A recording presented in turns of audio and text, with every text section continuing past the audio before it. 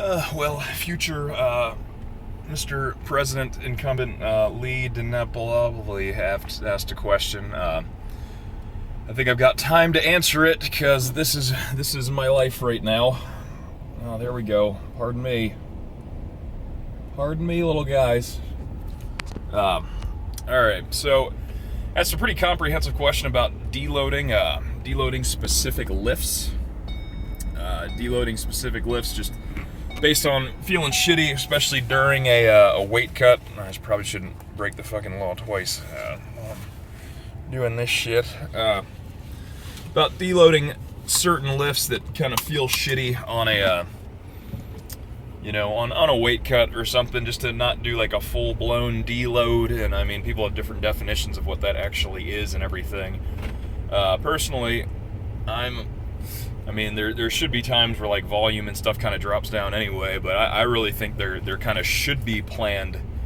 There should be planned just kind of periods where single lifts do drop, a little bit at least, not so much in intensity, more so along the lines of just total volume. I mean, even if you can kind of give yourself something to quantify, your volume cut with, I think a good place to start is about 50%. So, I mean, if you can, take a week where you say you're doing, 5 sets of 10 for some god-awful reason on your squats, one day, and then you're doing 5 sets of 5 on squats the other day, maybe you could do something like drop that 5 sets of 10 day, keep the same percentage, same intensity that you're working with, but try dropping it to 5 sets of 5, and then that 5 sets of 5 day, drop it to 5 sets of 2 or 3 or something like that.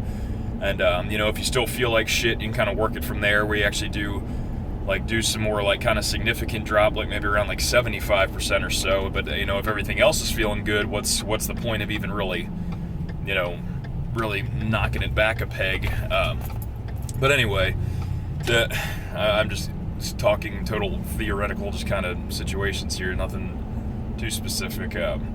But yeah, I mean, there's no reason to, especially if it's only kind of one aspect of everything that feels lousy, there's no reason to just totally slam the brakes on every single aspect of your training. So just really, especially if it is one thing that's feeling bad, maybe you need to look at exactly how you're programming that. None of this stuff works linearly. Your maxes can go down and should be a little bit lower during training than they are in a competition.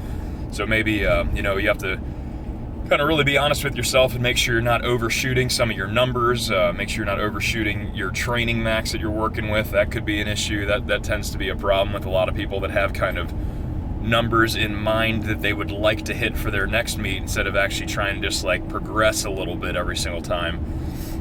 So I mean, there's definitely nothing wrong with that. I know you asked it kind of based on an RPE kind of based program that kind of auto-regulates itself.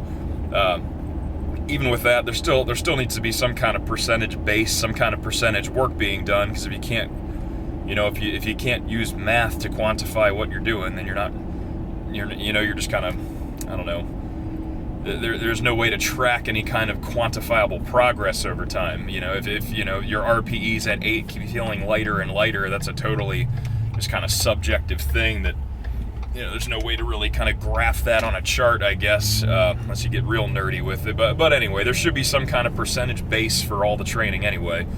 So I don't know. Hopefully that answers your question. I don't think there's anything wrong with deloading one lift at a time. I just think it should be more of a drop in, volume than necessarily frequency or intensity at first. Unless, you're just injured or you got some kind of shit going on. And I mean, even after that 50, 75% volume drop there, if you still feel like crap, you really need to just kind of revamp everything you're doing at that point, especially if it's a deload lasting like a week or two.